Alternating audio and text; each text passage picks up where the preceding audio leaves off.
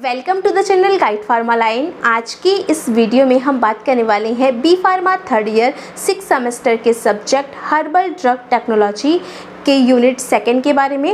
अपनी लास्ट की वीडियो में हमने यूनिट सेकेंड के टॉपिक ड्रग इंटरेक्शन के बारे में बात किया था और हमने ड्रग इंटरेक्शन से रिलेटेड ड्रग हाइपरकम के बारे में डिटेल में स्टडी किया था। और आज की इस वीडियो में हम अपनी सेकेंड ड्रग के बारे में बात करेंगे जिसका नाम है गिंको बिलोबा। तो आज की इस वीडियो में हम गिंको बिलोबा के बायोलॉजिकल सोर्स, इसके साइड इफ़ेक्ट, इसकी फैमिली और इसके ड्रग इंटरेक्शन के बारे में बात करेंगे। तो चलिए आज की वीडियो को स्टार्ट करते हैं। तो सबसे पहले जो हमारी ड्रग है उसका हम बायोलॉजिकल सोर्स देख लेते हैं। तो गिंको बिलोबा जो ड्रग है इसका बायोलॉजिकल सोर्स क्या है?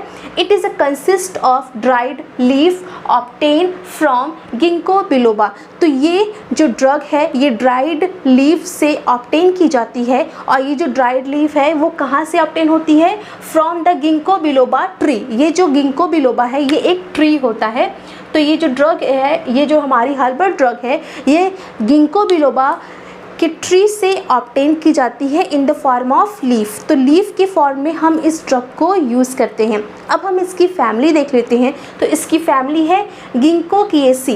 तो गिंको बिलोबा की फैमिली गिंकोकिएसी है। ये देखिए जो इसकी फैमिली है ये इसके नाम से ही मैचिंग है। तो इस तरीके से आप इसकी फैमिली को रिमाइंड कर सकते हैं कि गिंको बिलोबा की फैमिली गिंकोकिएसी है जो कि उसके नाम से ही मैच कर रही है। तो इस तरीके से जब आप इसको याद करेंगे तो आप इसको ईजी वे में याद कर पाएंगे।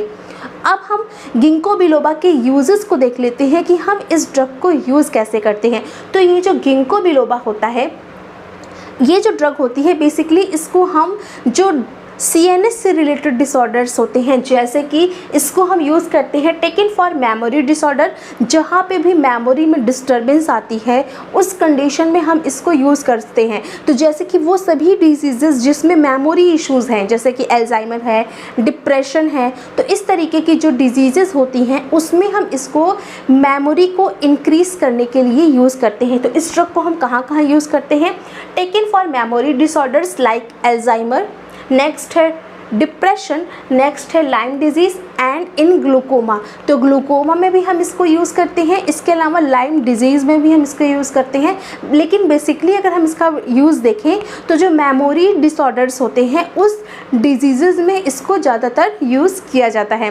तो ये हो गया इसका यूजेस। तो अब हम इसके साइड इफ़ेक्ट के बारे में देख लेते हैं। तो इसकी ये जो ड्रग है हमारी, इस ड्रग के साइड इफ़ेक्ट CNS से रिलेटेड आते हैं। जब हम इस ड्रग को हाई अमाउंट में या फिर इसका ओवर कंजम्पशन करते हैं तो इसके CNS साइड इफ़ेक्ट आते हैं। लेकिन ये जो साइड इफ़ेक्ट्स हैं ये जब हम इस ड्रग का ज़्यादा कंजम्पशन करते हैं तभी आते हैं। इसके अलावा कुछ और भी साइड इफ़ेक्ट्स होते हैं इस ड्रग के, जैसे कि अपसेट स्टमक। इस ड्रग को लेने के बाद स्टमक अपसेट होने लगता है, डिजीनेस की कंडीशन डेवलप होती है, हेडेक होने लगता है, कॉन्स्टिपेशन की कंडीशन डेवलप होती है। इसके अलावा ये स्किन एलर्जी भी क्रिएट करता है। ऐसा देखा गया है कि इसको कंजम्पशन के बाद या फिर इसके यूज़ के बाद एलर्जिक रिएक्शन भी होती हैं। इसके अलावा शॉक, इसके ओवर कंजम्पशन से ये जो है शॉक हो गया, सीजर्स हो गया एंड लॉस ऑफ कॉन्शियसनेस, ये जो तीनों सिम्टम्स हैं जब हम इस ड्रग को हाई अमाउंट में यूज़ करते हैं या फिर इस ड्रग का हम ओवर कंजम्पशन करते हैं तब ये सिम्टम्स अपीयर होते हैं। जो वो सिम्टम्स कौन से हैं? शॉक, सीजर्स या फिर लॉस ऑफ कॉन्शियसनेस का होना। ये जो सिम्टम्स हैं जब हम इसको हाई अमाउंट में यूज़ करेंगे तब ये सिम्टम्स दिखेंगे। तो अब हम गिंको के ड्रग इंटरेक्शन को देख लेते हैं कि गिंको के साथ किस तरीके के ड्रग इंटरेक्शंस होते हैं।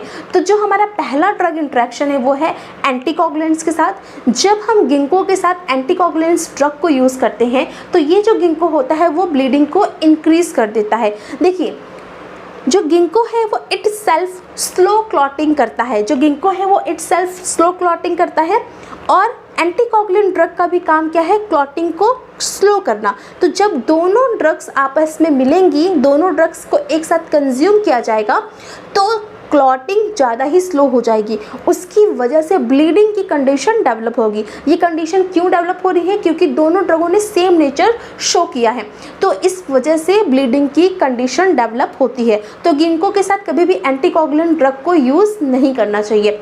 नेक्स्ट जो हमारा नेक्स्ट जो हमारा इंट्रैक्शन है वो क्या है?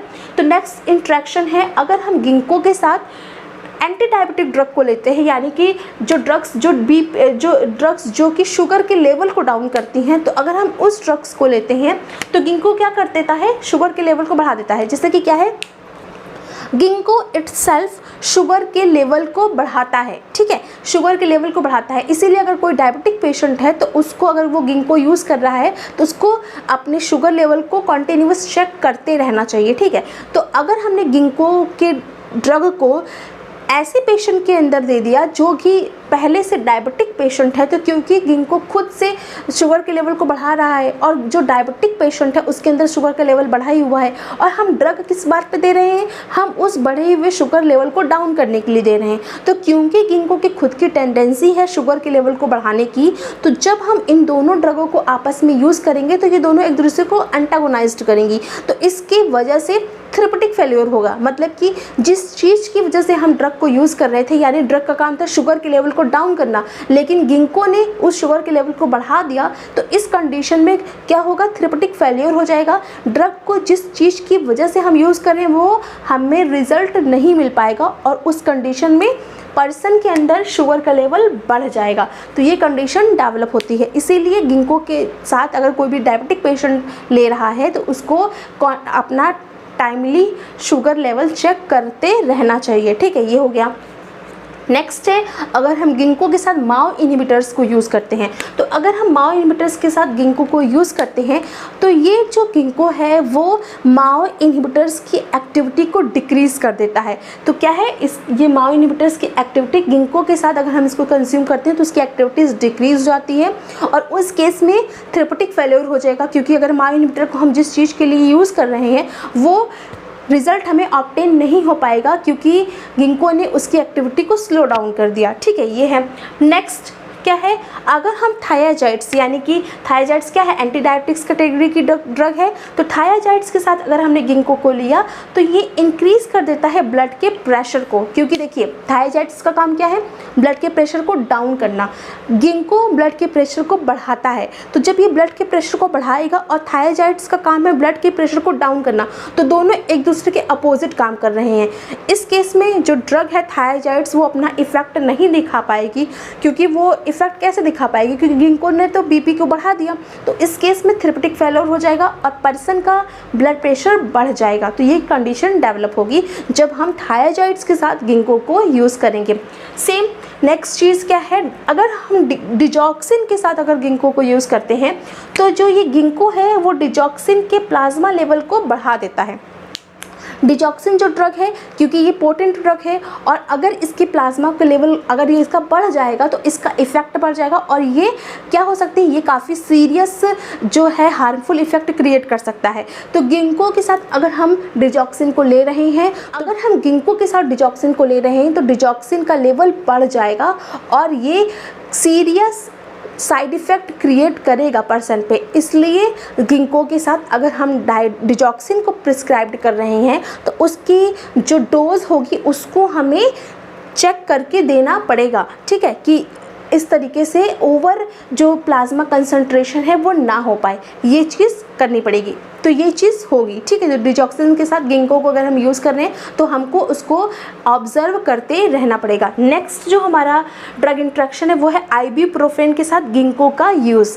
अगर हम आइबुप्रोफेन के साथ गिंको को यूज़ करते हैं तो ब्लीडिंग बढ़ जाती है, क्योंकि आइबुप्रोफेन भी ब्लीडिंग कॉज करता है और गिंको भी ब्लीडिंग कॉज करता है, जैसा कि हमने आपको पहले एग्जाम्पल में बताया हुआ है।